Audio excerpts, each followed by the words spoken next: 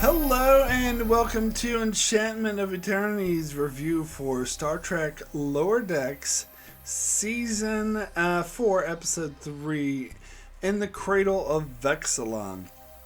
This video is a part of a series of videos where I review episodes of Star Trek Lower Decks. So I have to start with the spoiler warning for the latest episode, Season 4, Episode 3. If you haven't seen up to this point, you will not want to watch this video.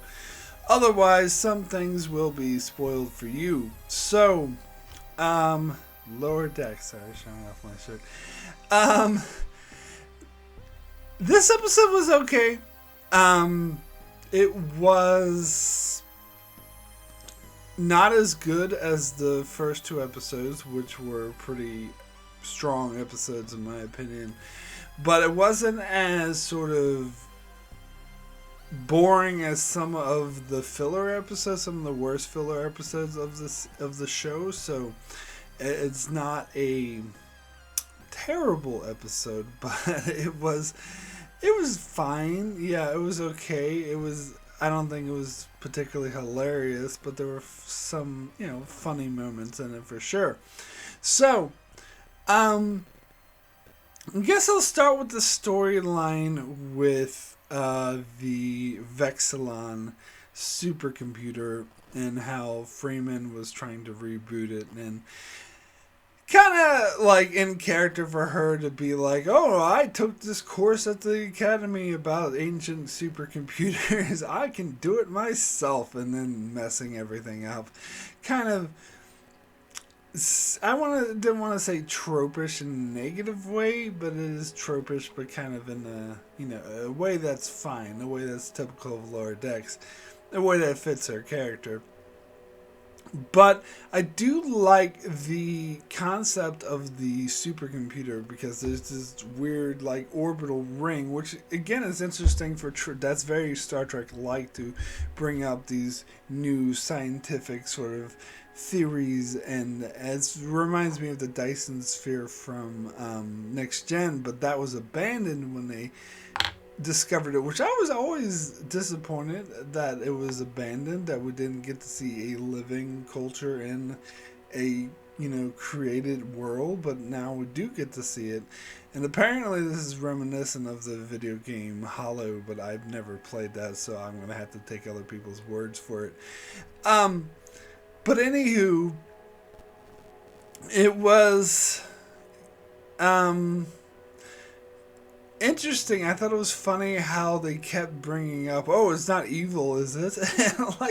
And whenever they would meet someone, they was like, oh, this isn't an evil supercomputer. It's like, no. And when the inhabitants told Freeman that it was malfunctioning, it was like, it's not being evil. Is it? Like, no. And then when Freeman brought in Billups to help out, he's like, oh, is it being evil? So, which I love, because it kind of speaks to the fact that, especially in the original series, which I just rewatched recently, that every time there's this supercomputer, it's evil and controlling and making the civilization stagnant, or controlling them, or doing something that's basically evil.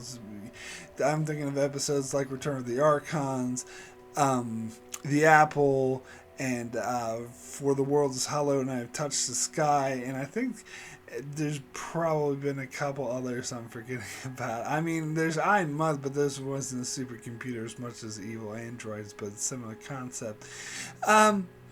So it's a trope that the original series has done to death. In fact, Lower Decks has already made fun of this trope several times. They had the reappearance of Landru, which was hilarious. It had a sign on it, "Do not obey." And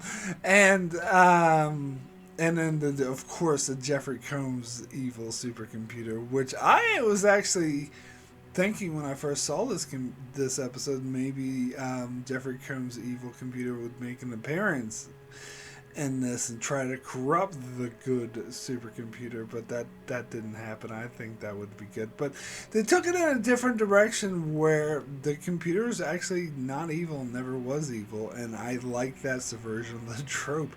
But I like how they pointed it out, like they draw the attention to it by having the characters constantly say, "Are you sure this thing's not evil?" Because it happens so much in Star Trek.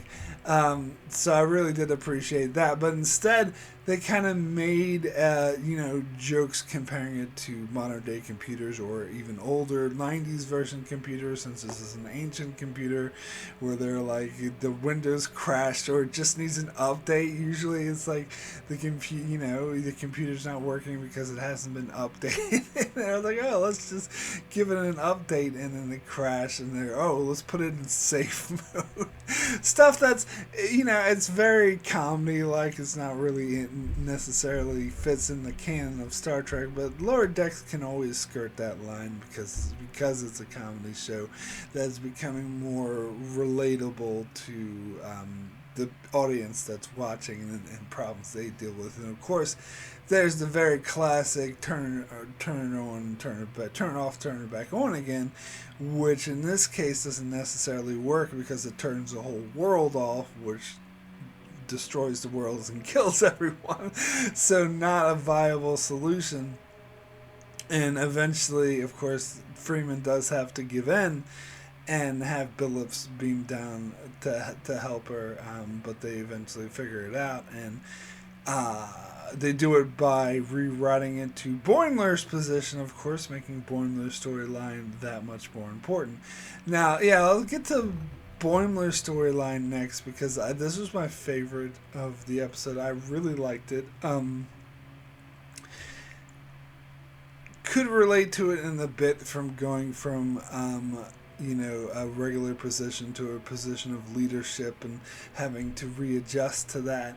And I like Boimler's stance that eventually, because he's, acting all weird and T'Lyn can point it out. Plus, I love the comic sort of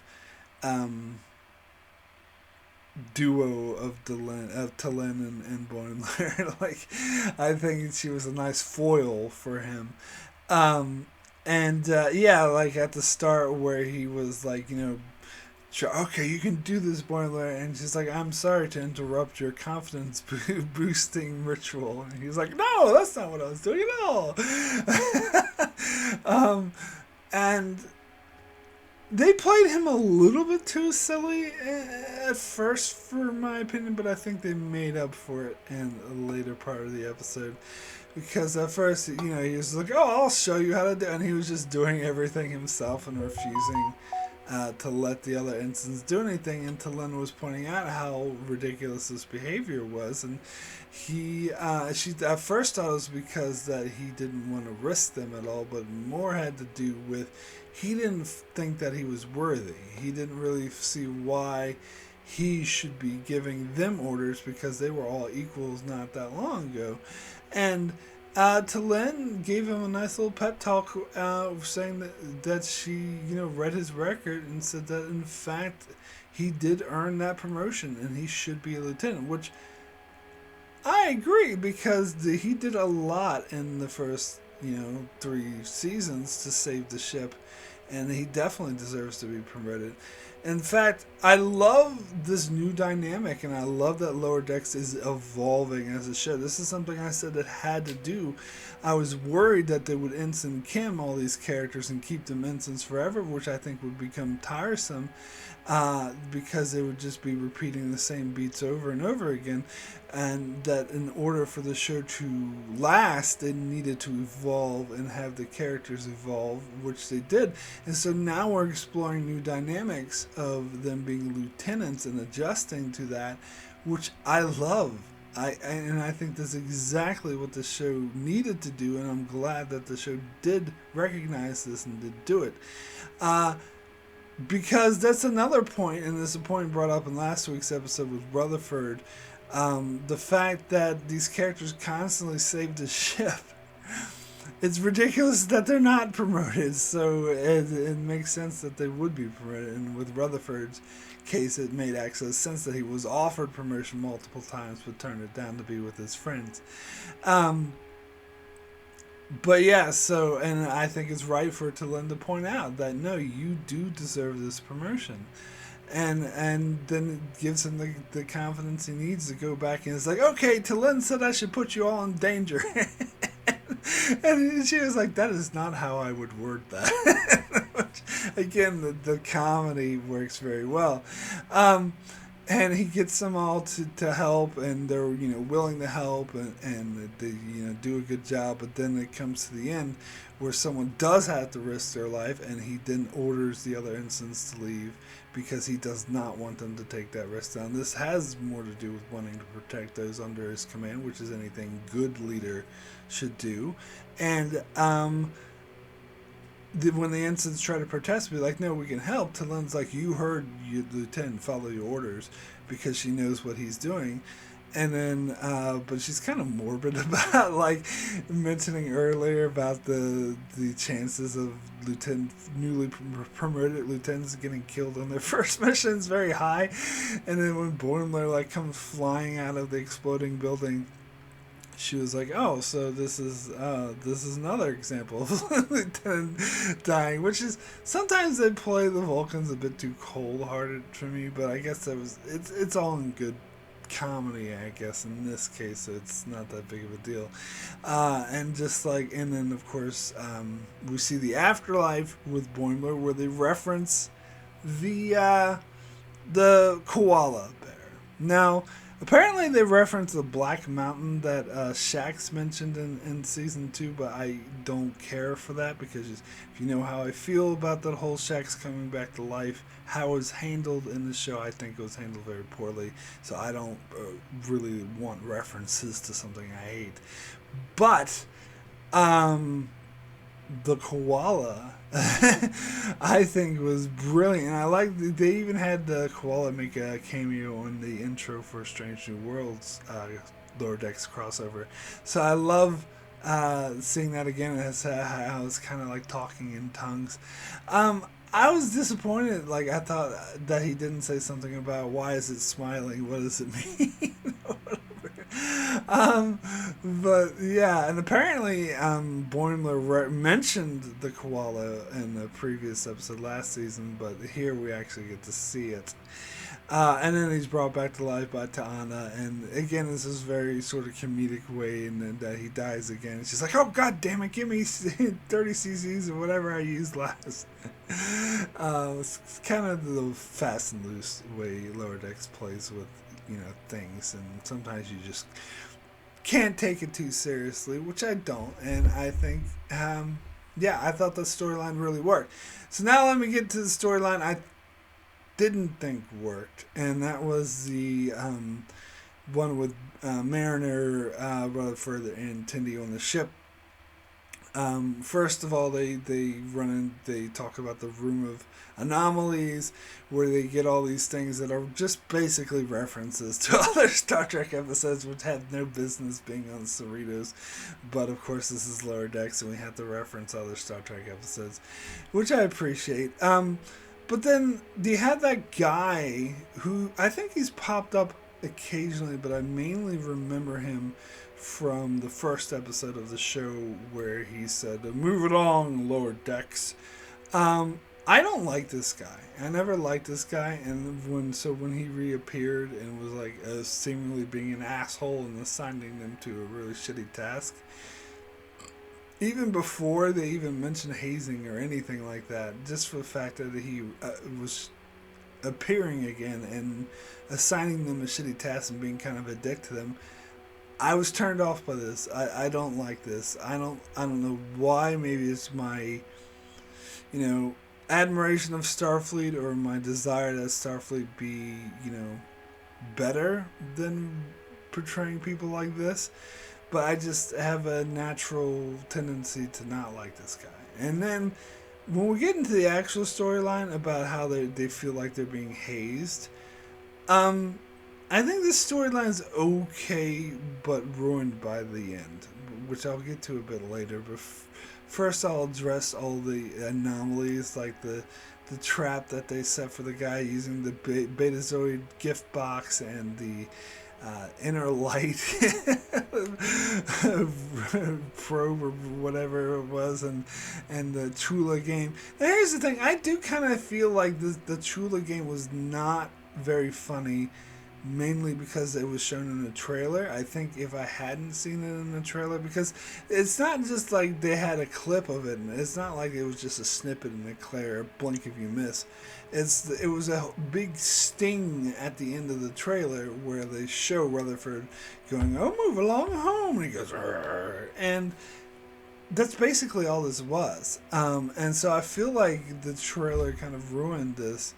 And also, I feel like the episode kind of ruined it as well by talking about it beforehand, setting it up, and being like, "Oh, this is a Chula game. Oh, they got trapped in a Chula game." And so when you happen, it's just like going through the paces. I think it took all the sting out of the joke for me personally. Like I laughed more when I saw this in the trailer than I did when I saw it in this episode. But what I did think was funny was the inner light, right? Where he held up the Betazoid gift box and that got hit by the raid, and it was like, "I miss my wife." It's a funny way to make fun of a really good episode. And why would they have an inner light raid just lying around? Anyway, yeah, you suspend disbelief for comedy like this, but let me get to the ending and why it bothered me so much. So they think they're being hazed, but then the guy like cries and confesses he has like trauma associated with the Chula game. So they go and undo all the traps, and they find the Isolandia rod that they need to, and they like appreciate each other, and they're like, "Oh, we shouldn't jump to conclusions. We should always, just do what we can as lieutenants." And then you get cut over to that asshole guy with Ransom laying out like, "Oh, you hazed them good." Now, there's several reasons why I really, really don't like this, why it really bothered me. I mean, first of all, and this probably isn't as big a deal as what I'm going to get to, but the first thing I do have to mention is I do think Starfleet is beyond hazing, which is what they were saying.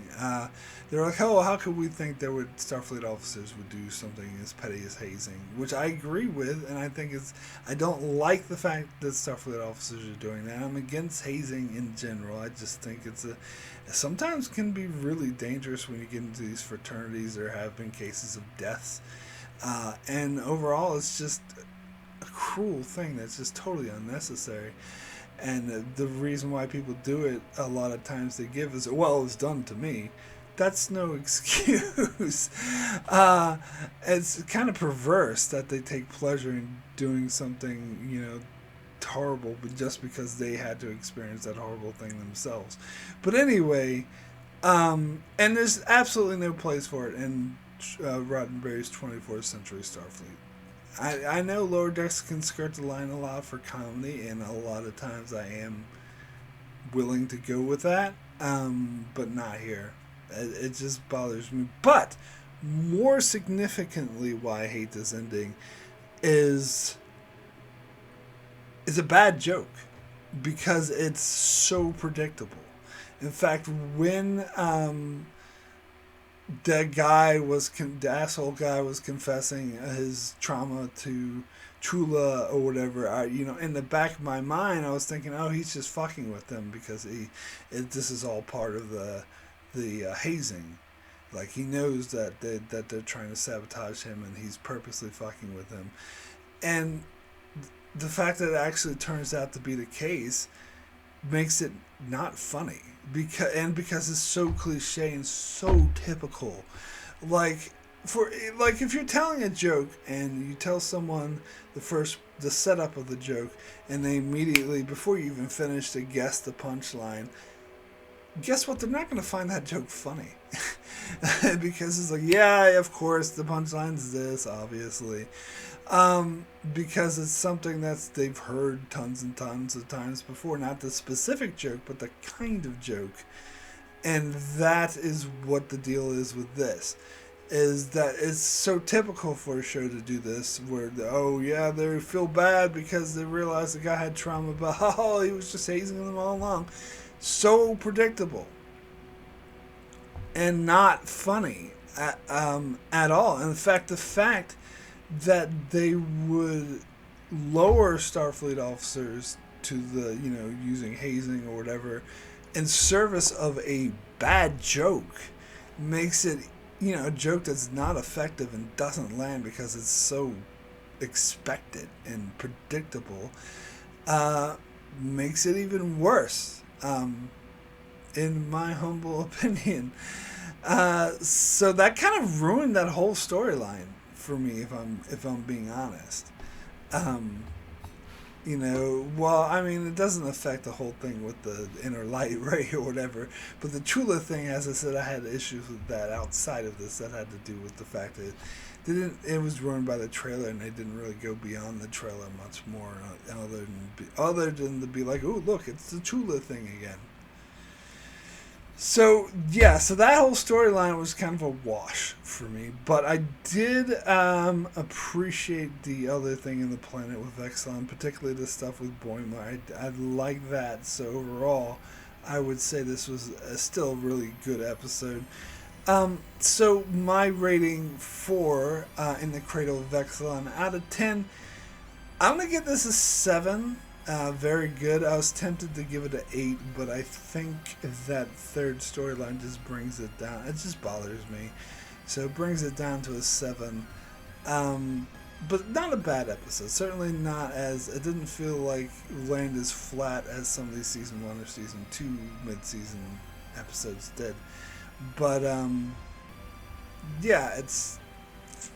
Do a bit better next time with the, instead of your stereotypical hazing storyline. Anyway, that is it for my review of Season 4, Episode 3 of Lower Decks. I shall be back next week with another episode review of Lower Decks, so be sure to check that out. Check out my channel as I cover many more Star Trek shows, such as Star Trek Next Generation, going back and reviewing every episode, and many videos and many other shows as well. So be sure to subscribe so you can keep up with all of that, and thanks a lot for watching.